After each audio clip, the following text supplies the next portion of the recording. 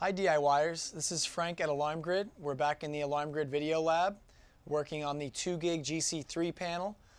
Today we're going to show you how to test your 2 gig PIR1-345. So we already have a video on our channel regarding how to program this sensor in. This is the PETimmune motion passive infrared motion detector that comes with the GC3 or with the GC3 kits if you purchase it in a kit, or you can also purchase these separately from a 2 gig dealer. So as far as programming goes, check out that video. Once you have this programmed, the first thing you should do, ideally before even installing it, is test it. So the way that you test this motion is a little bit different than other motion detectors, specifically Honeywell. It requires a magnet to get it into that testing mode. So what you want to first do is put the system into a walk test and then use a magnet just beside, on the left side of the motion, there's a small arrow, and you want to touch a magnet to that arrow. It'll put this into that kind of test mode where it can then trip and transmit back to the panel. Even if this is tripping and the red light is going on, it will not send that back to the panel in the walk test mode until you use that magnet. Now the trick with this is it does require a strong magnet. So if you're using, for example, like a DW10, a 2 gig DW10-345, this is the little magnet for it. It's too small, and what I noticed during doing testing in the lab earlier is when you press it up against this, when it's in the walk test, it actually won't put it in that mode. I used actually a larger magnet that's originally designed for a Honeywell 5816. Either this or larger would be ideal. If you just happen to have maybe just a larger magnet laying around, you can use that. Or if you have any Honeywell 5816 magnets. Unfortunately, the PIR1 does not come with the magnet for testing, although we think it should. The reality is it does not. You can purchase the 5899 magnet from our website, alarmgrid.com.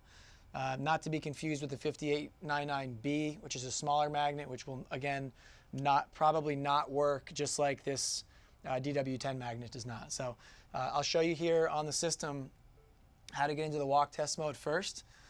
So from the home screen, we'll hit the icon on the top right to get into the toolbox, enter 1561, and then you'll see walk test here.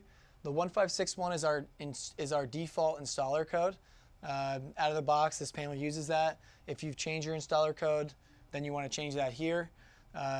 Another way to get into the walk test mode, you can use the system settings screen. Although you can use your master code to get into the regular system settings, which we have on default as 1111. In order to get into the walk test, you'll still have to scroll down, go into installer toolbox, and you'll still have to use the installer code. So no matter what, whichever way you try to get in here, you'll have to use the installer. So right now we'll do the default 1561, and we'll go right into walk test. And you'll see two selections here. There's sensor test and console test. Sensor test we'll use for this motion. So I'm going to show you the test that I did earlier. So we have the motion detector here. We have the arrow.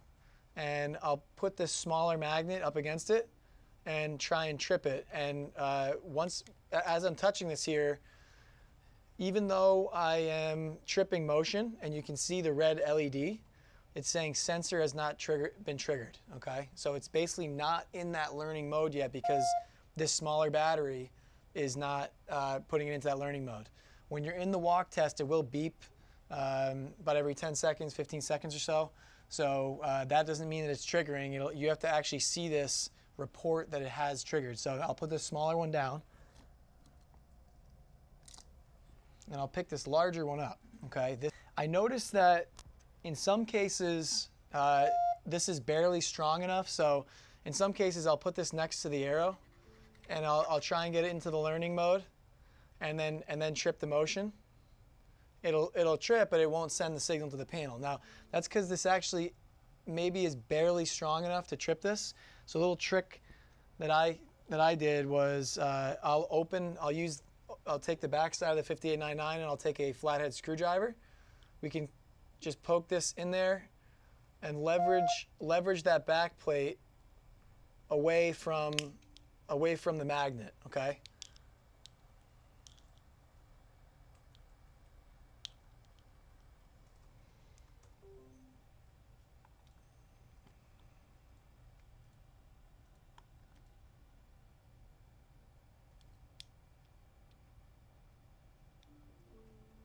You got to really get underneath on the side on that and pop that back plate away. You'll see here now we have the back plate off, and you'll see an actual the magnet inside. This is just kind of a plastic casing for aesthetics. You can use the flathead, and we'll actually pop this magnet right out. You can see it's grabbing on hold to this screwdriver here.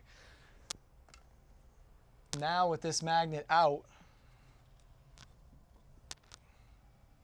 we can put this directly here. Living room motion.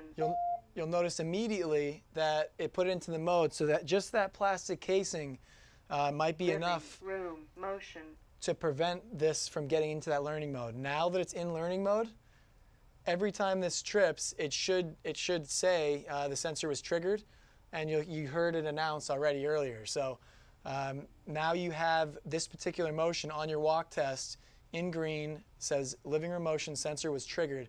This now passed the walk test. Okay, so if you had other motions here, you could go around with this little device.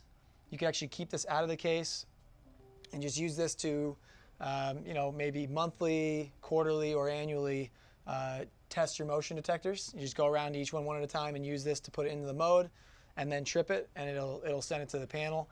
You can go to the doors and windows, open those, and at the end you should see everything in your list as green and sensor was triggered. So once this has already been tested, we can now back out all the way to the home screen.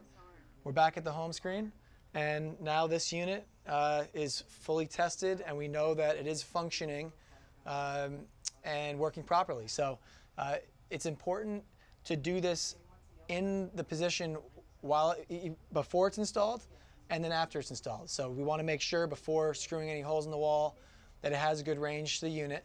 So that's why we want to do it in our hand first, and then once it's up, to verify that when it's in its final resting place that it works, you can go back into walk test, use the magnet on the arrow, and then test it once more just for your own due diligence at the final location. So if you have any questions on testing your PIR1-345, you can email us at support@alarmgrid.com, and don't forget to subscribe to our channel.